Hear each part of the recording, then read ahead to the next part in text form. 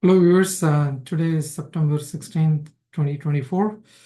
I'm here to share my thoughts and opinions on the US presidential elections 2024. Today I would like to touch two or three topics. The first one is about the um, apparent assassination attempt on former President Donald Trump. Former President Donald Trump went on to a Fox News digital channel and he sought to blame the current President Biden and current Vice President Harris on this apparent attempt on his life. He went on to say that their rhetoric is the one that caused the suspect to believe that rhetoric and act on it. And he also went on to say that these kind of rhetoric are the ones that are making me to be shot at. And I am the one who is actually going to save our country, and they are destroying your country from both inside and out. That's what he had mentioned. So I would like to inform you guys here that nothing is further from the truth than that, in the sense that both President Biden's campaign before he dropped out and Kamala Harris's campaign after she took over from Joe Biden as the nominee, they both have not used any kind of rhetoric that suggests that these kind of acts are okay in a civil society. Instead, they have said that if you have political differences, it is always the polling booth and the electoral process the solution and not any violent act. So I think Trump is being very unfair here to blame both the current President Biden as well as the current Vice President Kamala Harris. So that said, the suspect apparently had an assault rifle, and I just heard today that there are close to around 20 million such assault rifles in the country. So I'm going to ask this question once again. I asked this yesterday on my episode. Why do we need assault rifles on the streets of the country? I mean, these are the weapons that you don't necessarily need for hunting. And we had banned these kind of weapons from 1994 to 2004. And the hunters were able to go and do their recreation in terms of hunting without any significant issues. They did not complain. So it's high time that we get back to that and pass that assault weapons ban bill. I'm going to keep going at it whenever I get an opportunity. So the very fact that Trump talked about this apparent assassination attempt gives me another opportunity to talk about that. So now moving on to the next topic. J.D. Vance went on the national media. Again, he's doubling down on that debunked theory that Haitian immigrants are eating pets. And I do not know why he's sticking to that story, even though the national media and pretty much even the local media in Ohio have debunked the theory. The governor of Ohio, the Republican Mike DeWine, has said that these Haitian immigrants are legal residents. They are working in factories and other places. They are law-abiding legal immigrants. So I don't know where this notion of them being illegal comes into the picture for both Donald Trump as well as J.D. Vance. And I want to ask a simple question. If the former President Donald Trump and the Ohio Senator J.D. Vance thinks that they are illegals, why can't they just talk to the employers of these people and ask them if they are truly legal? Because the governor of Ohio seems to think they are legal. The mayor of Springfield, Ohio seems to think they are legal. They all seem to think that they are lawful residents of that community, and they are not engaging in any kind of activities that these people are urging them to be engaged in. So I don't know why both former President Trump and the Ohio Senator J.D. Vance is just sticking to that story. I think the only reason I could think of is they are trying to somehow polarize the electorate And they think that this kind of polarization might work in certain sections of the country. But whenever you think that these kind of polarization will work in some sections of the country, you also run the risk of counter polarization in other parts of the country. I will give you a small example. If you keep going after the immigrants, legal immigrants from the Caribbean nations and other countries, you might end up a crucial Senate seat in Florida.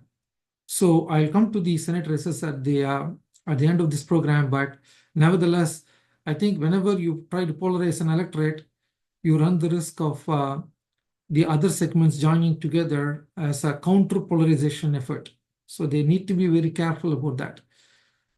So that's it from that particular issue perspective. So let me now go on to the election polling related data in terms of the Senate races. So there are some good news for both Democrats and Republicans based on the current polling on some of the states for the Senate races. First, let me talk about the good news for the Republicans. In the state of Maryland, the former Republican governor of Maryland Larry Hogan is within 5 points of the Democratic candidate, Angela also Brooks. And this particular state, Maryland, is heavily Democratic in terms of the presidential election. Kamala Harris is most likely going to win by around 10, 12 points at the minimum.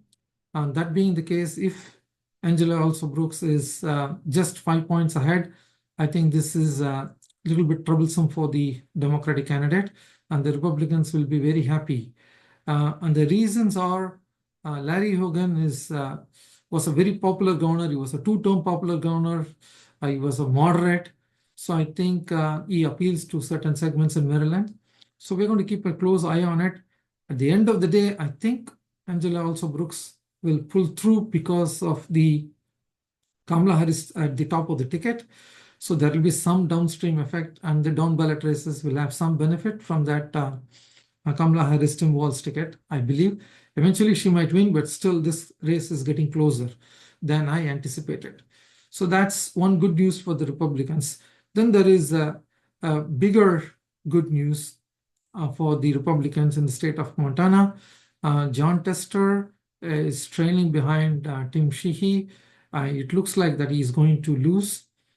He's trailing by at least 7-8 points at this point, and throughout this campaign, he has never hit 50%.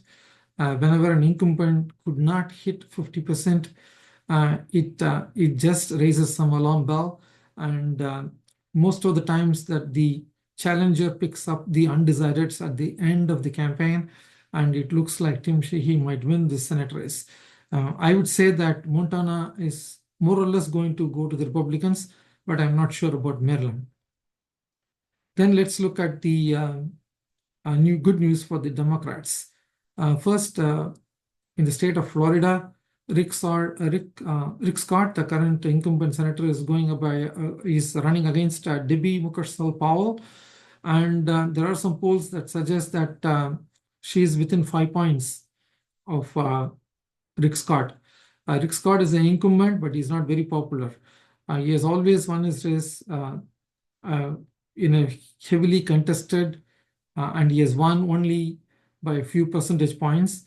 And this time, he is in a sort of a trouble in the sense that the former president, Donald Trump, is winning by around 7, 8, 9 points in Florida, and he is underperforming Donald Trump, and he is at around 4 points ahead of Debbie Mukersel-Powell.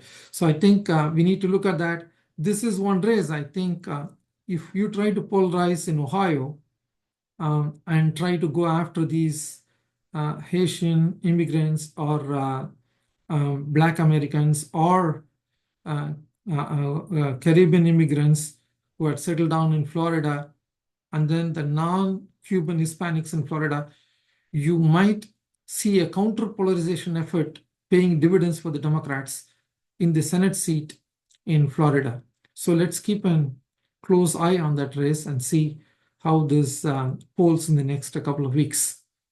Then the other good news for the Democrats from the Senate angle is the Senate seat in Texas. Ted Cruz is running against Colin Allred. Ted Cruz obviously is the incumbent.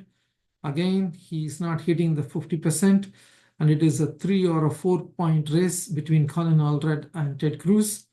And the Democrats strongly believe that they can win this Senate seat.